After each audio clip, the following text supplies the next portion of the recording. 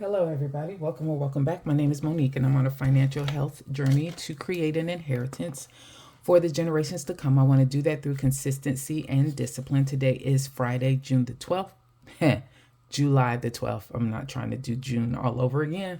Today is Friday, July the 12th, and I am here to do a budget with me for the paycheck that I received this morning. And although I get paid bi-weekly, I am here just to do a weekly budget. Okay. I'd like to thank anybody who's liked or commented on any of my videos, and especially those that have chosen to subscribe to my channel. Truly started this as a way to hold myself accountable, but I understand, recognize, and appreciate the community as a whole. So if you're rocking with me on this journey, thank you. Thank you. Thank you. If you haven't made up your mind yet, sit with me for a spell. At the end of this video, if it's content you find valuable or enjoyable, please feel free to subscribe. So the first thing I want to do, well, my sweets and I recently married, got a whole bunch of kids, and we're trying to combine our future, our family, and our finances to make sure the decisions we're making now don't negatively impact our kids in the future. So you saw me remove my paycheck budget breakdown, and although it says paycheck budget, like I said before, I do mine weekly, and there are enough forms in here for each month for me to do that. This came from the Baddies and Budgets old school budget binder. I did order that, and that's what I'm using for sweets to look at and review and see and understand what we're taking care of. And then I have this that I bought from Walmart, $7, $8, monthly planner for 2 years, and it only has a monthly view. So these are the two things that I utilize in order to get my bills right. So very quickly, I'll cover here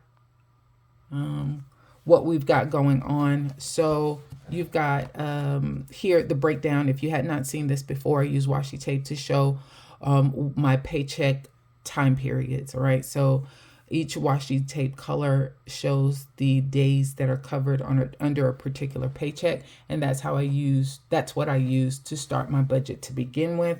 And then from there, I document in all of the bills that I have, fixed expenses, subscriptions, everything, as well as the amounts. And then that's what helps me to, excuse me, narrow things down and get to a weekly budget that I'm going to worry about. So the 12th through the 18th are the days that we're going to cover. When you look at this time frame period, I've got my tithes, of course. I have Discover here, but that's a zero amount. And then you see City. So my City card, if you did not look at my debt update, City card is what I used to cover or pay off the balance to my Discover card and my Alley card.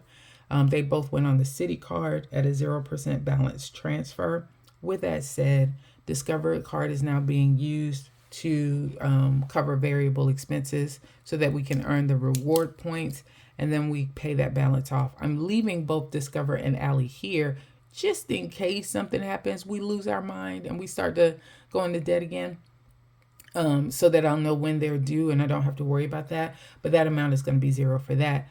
But here, so City is actually not due until the 24th. But what I want to do is go ahead and pay it when I get paid. I'm not going to do it on some type of auto draft. I want to go ahead and take care of it at that time. And for this payment, it's going to be $150. So I'm going to go ahead and write that in there. But I also want to say that come the 31st, whatever I've collected as far as additional funds to put towards that debt, that's when I'm going to make a big lump sum payment for that. So for the week of the 12th through the 18th, which is what we're here to discuss, you'll see Tithes, Discover, City, AT&T, iCloud, Apple Care, and you'll see Water over here as well.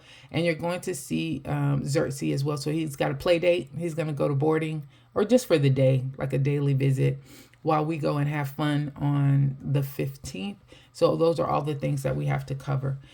When we got to tasks, so on yesterday's budget with me, or budget check-in closeout that I did, I realized Xerxes' groom had to move from the 25th which would have meant that it would have been covered in this paycheck cycle to the 8th, because we forgot to schedule his appointment when we picked him up from the last one. So she didn't have any availability on the 25th. We've had to move him to the August 8th date, but that's a different paycheck cycle, and I wasn't anticipating that for that paycheck cycle. I was expecting it to happen in this paycheck cycle. So I am going to contribute more money to his sinking fund, so that we'll have that grooming covered for when he actually gets it done. All right. So those are the things that we'll be covering for this week. All righty. Now let's get in here and see where we are. So I'm going to see if I could come in just a little bit. All right. And try and pay attention to making sure this shows up in the screen. This is the second time I'm having to make this, this video because I wasn't paying attention. All right, so, but everything should be written in, so we should be good to go at this point. All right, so for my bills account, I'm putting in $1,500. For the variable account, I'm putting in $780, and that's that $1,500 and $780. Yeah, that's the $2,280 that you see here. For fixed expenses, so I have tithes, pet, and car insurance in here, and that's because those amounts already come out before I even document these amounts up here up at the top. So these are already taken care of prior to documenting my income. So I have them listed here just so that you're aware. I do pay car insurance. I'm not out here riding dirty. It's just already covered. So I put dashes for those amounts. But I do have to cover AT&T. Water, usually I have $25 for that. It was a little cheaper. It was like $18.97, so I'm going to put in $20 for that as far as the budget is concerned. Class dues, I'm going to go ahead and get those covered and taken care of. And the Xerxes board that I talked about, that daily rate, because he'll be having some fun with his friends on Monday. So when you add those together, 20, 25, and 30, that's $166. And that's what you see down here. All right. Variable expenses. So I'd come down on this amount to like $240 this past week, but that's because I needed to have some extra money to go towards our family fund binder. But this week I'm going back up.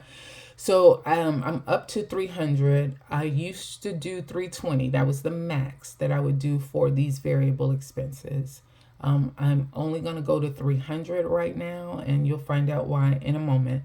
But I am allocating the money a little bit differently. So I'm going to bump up groceries from $100 to $120.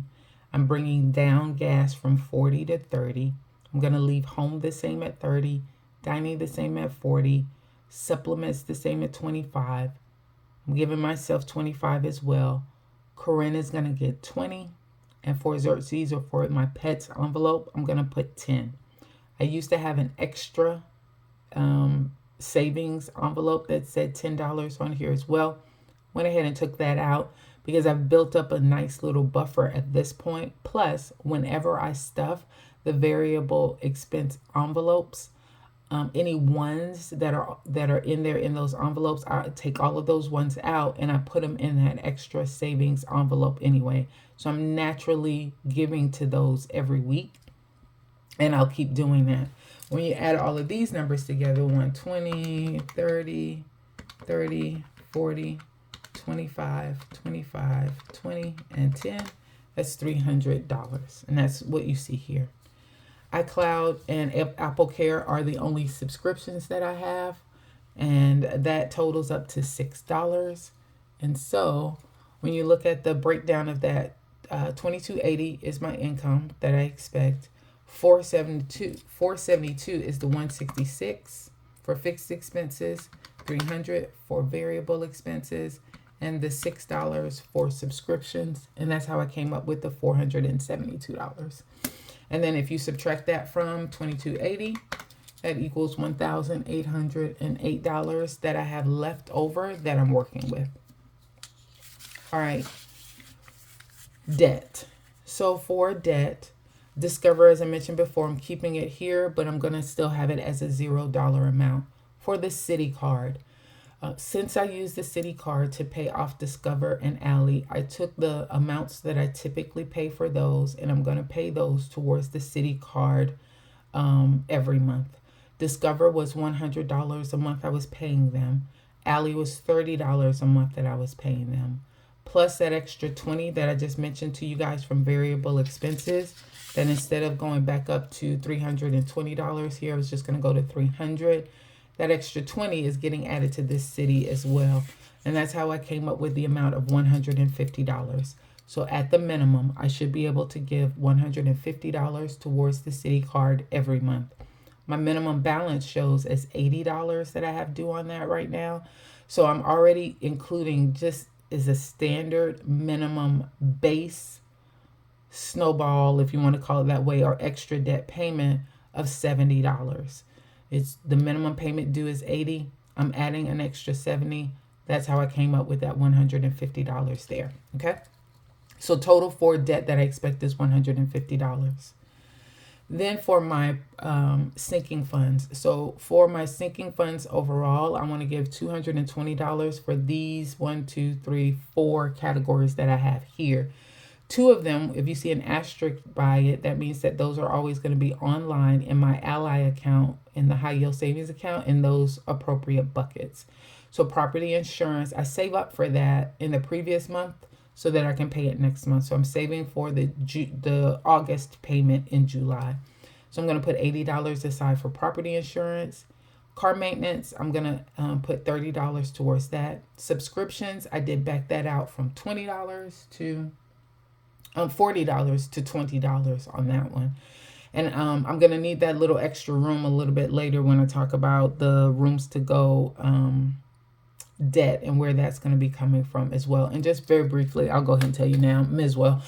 So we had to go and get some furniture. We've gotten that furniture from Rooms to Go. They had an awesome 4th of July sale.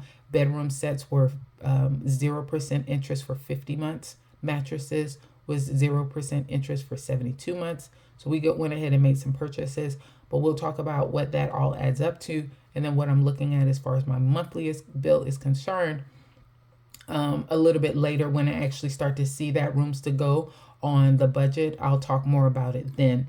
With that said, Sweets and I did our Sunday conversations, and what we've decided is we're going to put a pause on moving the subscriptions over. So I've been working at moving all of his subscriptions over to my bills account. Okay. And we've already made a lot of changes around that, and those are good. Those are going to stay in place. We're not moving anything back. But where there were some additional ones that I was planning on moving over the next few months, between now and the end of the year, we're going to stop with that. He's going to go ahead and keep those on his side and take care of those. And that will free up space and money for me to take care of the Rooms to Go bill that we'll be paying. And that might be the next thing that we tackle after we take care of City. So that's why you saw my subscriptions go down from $40 every paycheck period to only $20 every paycheck period for that. Xerxes, remember I told you before that I was going to give a little extra money towards that based on the grooming that I usually cover in this paycheck period, although he won't use it until August the 8th. I usually give Xerxes $40 right now as I'm trying to prepare for his vet visit, yearly vet visit in August. So I added another $50 there for his grooming, and that's why we're going to go ahead and put $90 in his bucket online. So when you add all of those together, that is 80. What is that? Can y'all see? Okay. 80 plus 30 plus 20 plus 90. Yeah, that's $220. Okay.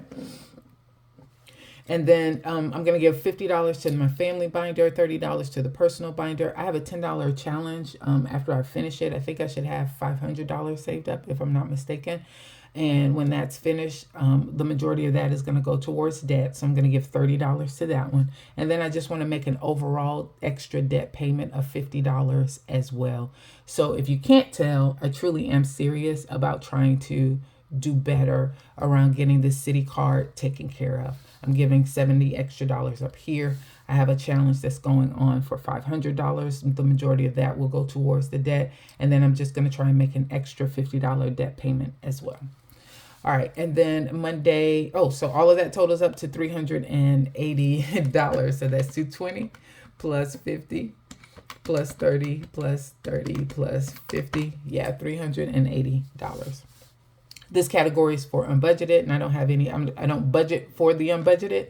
So that's going to be blank. And then I have $60 that I want to give towards my Monday mini savings challenge for this week. So that's that 60. So overall, these are the amounts. 2280 is the income total, 472 or my expenses, 150 for debt, 380 for sinking funds, and $60 for savings. And when you look at all of those numbers, you will see that I have minus 60, $1,218 that I'm rolling over. Alrighty. Here is my information as far as my meal plan is concerned. I thought about doing some stewed tomatoes and rice. I love stewed tomatoes, as y'all can tell, because you see them every week. But sweets will probably cook. Either way, there's no point in budgeting anything to cover here because he'll either pay for it or I'll use stuff that I already have. Plan on dining out on Saturday. I think Corinne's going to stay with her dad, so I'll have a break. And then Sunday, I'm going to roast some zucchini and squash and red onions together, put that over some rice and have some rotisserie chicken. And I'm anticipating that costing about $24. Monday is a family fun day. We're going to the slime museum, and I think we're probably going to eat out that day. So I'm not going to budget for anything there. Sweets should be cooking on Tuesday. And then on Wednesday, I'm just going to do some soup and some dinner rolls. And I anticipate that costing about $18. Sweets will be back to cook on Thursday, so I don't have to worry about anything there.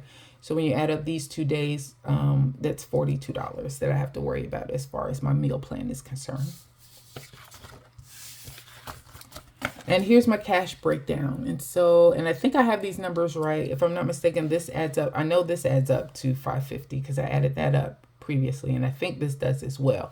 So two $50 bills should equal 100.